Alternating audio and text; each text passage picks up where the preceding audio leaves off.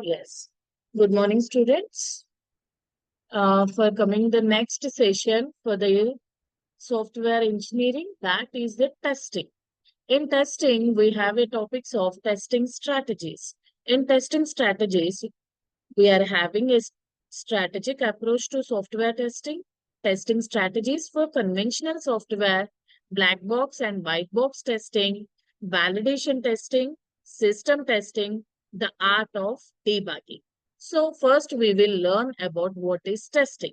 Testing is nothing but it is defined as a required to verify the functionality of the quality of a product on a user requirement. Simply, we will test the quality of a product or a process that we call a testing.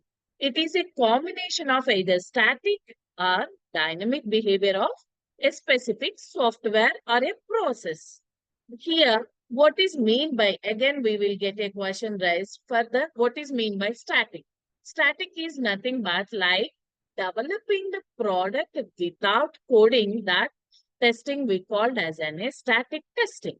Dynamic means after developing the code, the product is developed. At that time, we done the testing that we called as an a dynamic testing. So we got a knowledge about the testing. Going for the first topic, what a strategic approach to a software testing. So first we will learn what is mean by strategy. Strategy is nothing but plan of action to achieve something. Plan of action to achieve something or desired goal to accomplish a specific goal that we called as a strategy. Then what is the need of this testing means that we called as a purpose of testing. The purpose of testing is to detect the software failures. The purpose of testing is to detect a software failures that defects may be discovered or corrected in more than equal to debugging and detecting bugs. Simple form of what is purpose of testing means detecting the bugs we called as an a testing. Then testing is usually performed the some criteria. What's that criteria is for improving and assuring the software quality are verification and validation for estimating reliability. So, one by one, we will see about all these criteria. First one, for improving and assuring a software quality. If I take one pen example, if the pen cost is around 10 rupees, is this 10 rupees worth pen is that much quality or not? It will be checked by the testing purpose. It is a product-based testing. Whenever you go to the process base, there may be have many tools. Tools will be there that are existing in the market, like as an automation testing and manual testing. Like here, many tools are available in market. Like companies that test case management tools like Zira. These are the tools like WinRunner. All these tools are for the testing purpose only. A strategic approach to a software testing is it is including a proper planning for the test and the design, the test case, test execution, and resultant data collection and evaluation is testing strategy. Then we will go through with the characteristics of software testing. If the software testing need the characteristics is one is the major one is to perform the effective testing. To perform a effective testing, a software team should conduct technical reviews. Each and every time we done the frequently reviews that will give you the effective testing. And testing begins at the component level and the work towards the integration and entire computer-based systems like component high level to low level to high level applications will be done in the software testing. Different testing techniques are appropriate at different part of in time. And testing is done by developer of software or larger projects done by the independent test groups. Developer will do the test. In a larger projects, they will do the testing.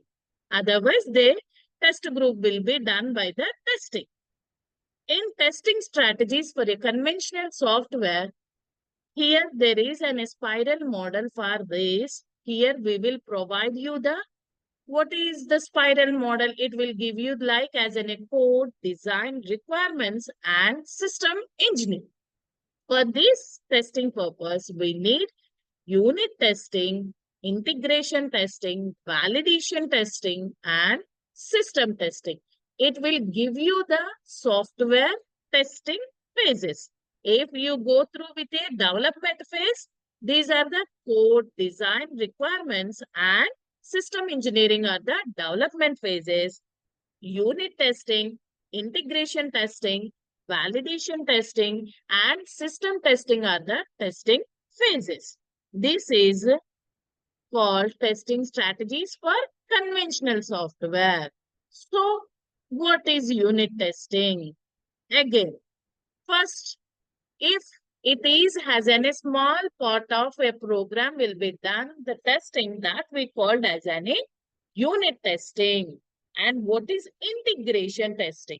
Integration testing is nothing but it is a combination of unit test that we called as an integration testing.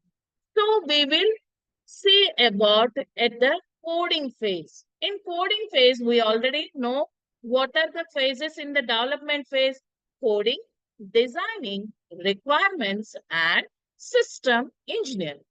So at coding phase, we will done the designing. What we call designing phase. In the designing phase, the system is having a designing models in a various aspects like as any UML diagrams. In that UML diagrams, there are the 9 types of UML diagrams like use case diagram, class diagram, sequence diagram, deployment diagram, activity diagram. Like these 9 types of diagrams are helpful to do the designing phase or designing models. For the software requirements, in this phase, we will see about the SRS documentation. In the SRS means requirement specifications.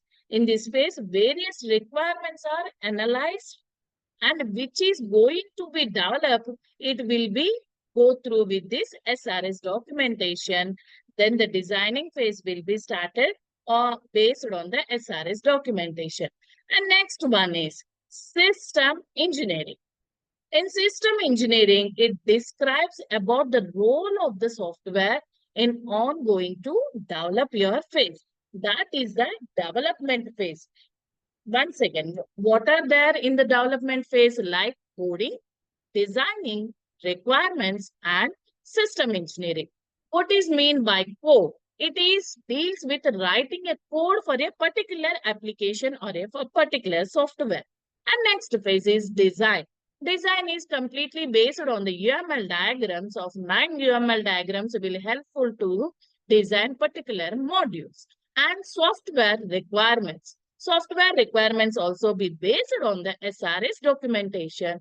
Based on this SRS documentation, code will be developed and designing will be also be developed based on this software requirements.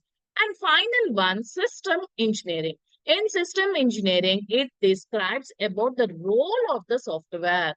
What is the role in your concept are going to be developed that we called as a system engineering. One phase we completed in the conventional software view.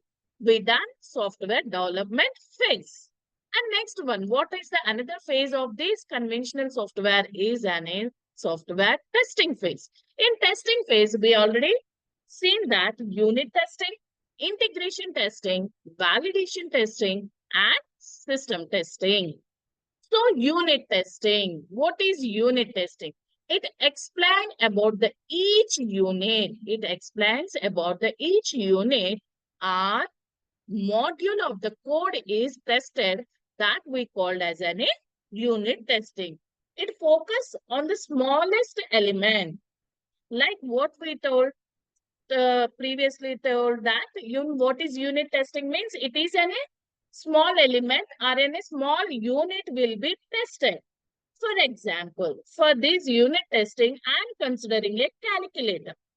In calculator, there are various operations will be there, like addition, subtraction, multiplication, division. If it is any scientific calculator, there is any sin theta, cos theta, tan theta, like this type of things will be available in that calculator. I am going through with a basic calculator like as an addition, subtraction, multiplication and division. If I want to done a testing for that a calculator, I need to done the addition testing, subtraction testing, multiplication testing and division testing as an independently. Each and every application need to be tested by in the unit testing. Each and small element also will be considered to test. That phase is called as an unit testing.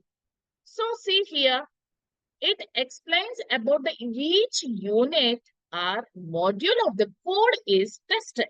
Either it focuses the smallest element of the software designs or modules. And also it makes heavy use of white box testing. White box testing mainly focus on the testing done on a internal code structure. Internal code structure will be tested. That testing we called as an white box testing. And next one, software engineering. In software engineering, it will take as an a system engineering. In that there is an several modules.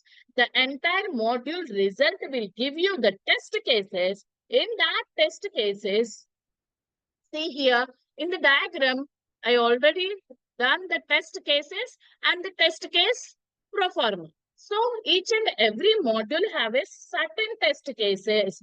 Which type of test case, what we need to call that test is called test case software engineering. In that, some of similar or frequently used test cases are interface, local data structures, or error handling paths, binary conditions. Each and everything we will see in brief. What is mean by interface? In a general terminology, interface is nothing but like a communication between the client and the server. That we know about the interface. Here, what is the interface means? Here you will check about the number of input parameters. You need to check about the number of input parameters. Or number of parameters are error free, like as a global variable consistency. That we called as an interface test case. And next one, local data structures. It checks about the incorrect variables.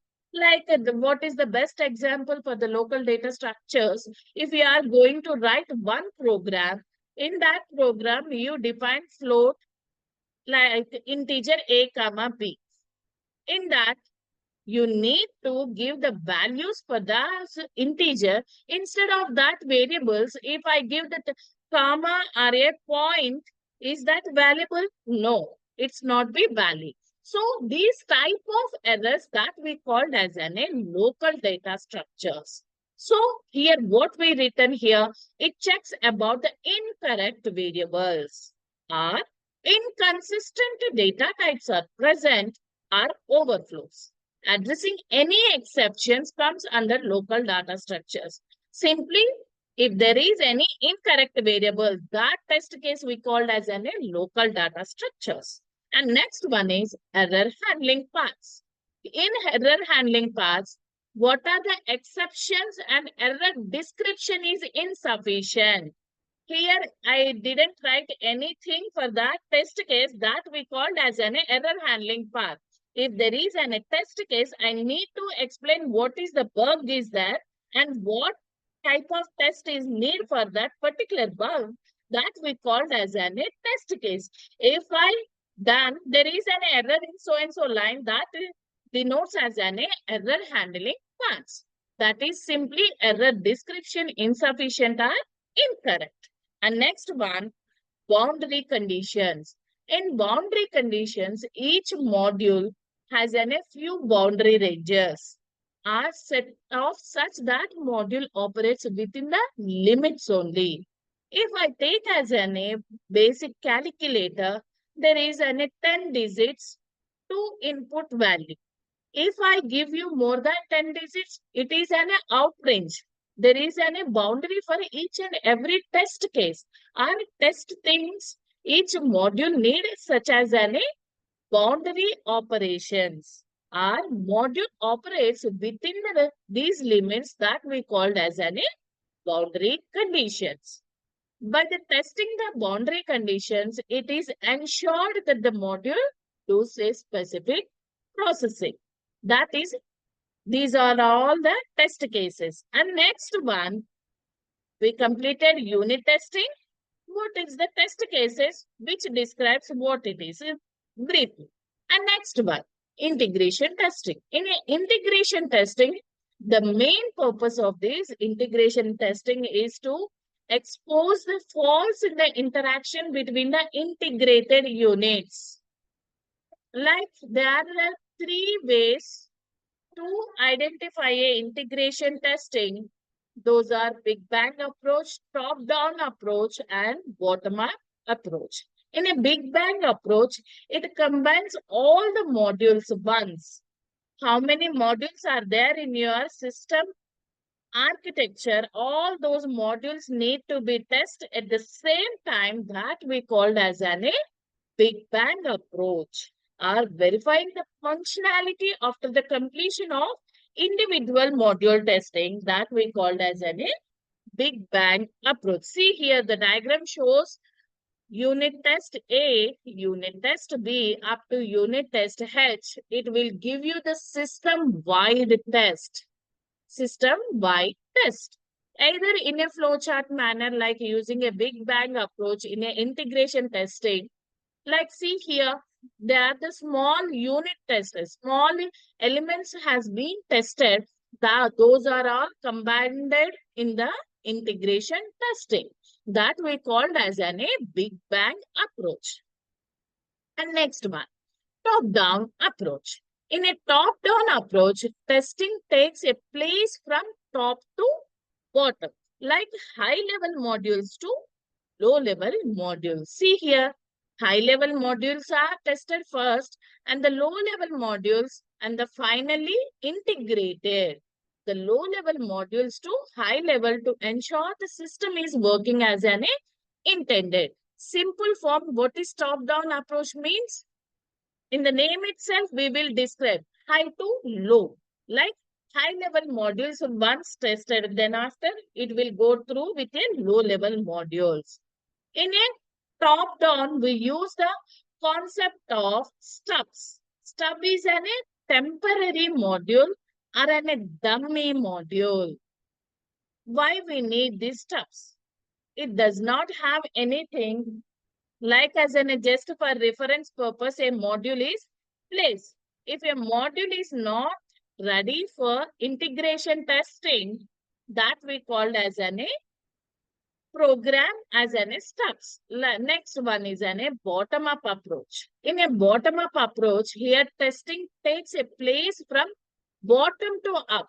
Similar thing like top-down approach to bottom-up approach. Here, we will go through the testing by the lowest level to highest level that we called as a bottom-up approach.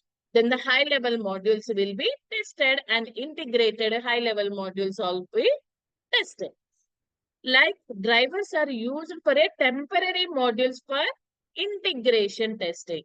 And final one, sandwich testing. Sandwich means it is a combination of like here, like top-down approach and the bottom-up approach, both are combined at that testing we called as a sandwich testing. See here, top-down strategy for the upper levels and bottom-up strategy for sub-rotated levels.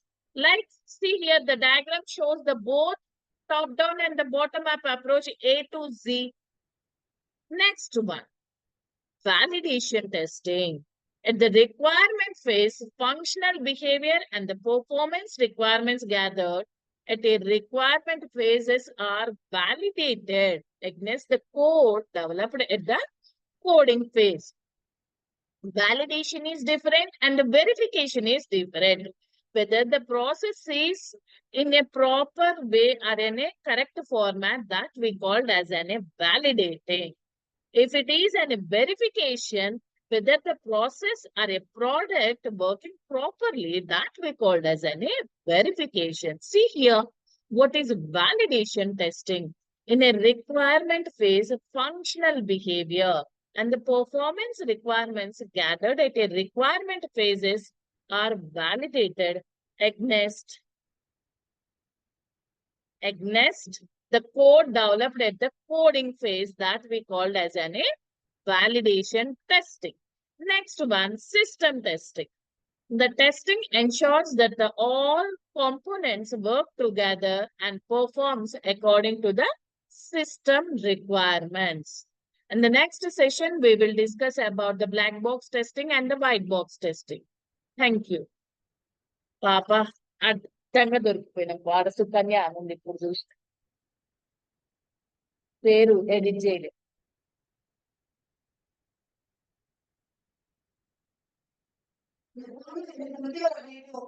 Stop అన్న recording. Next ఏం చేయాలి?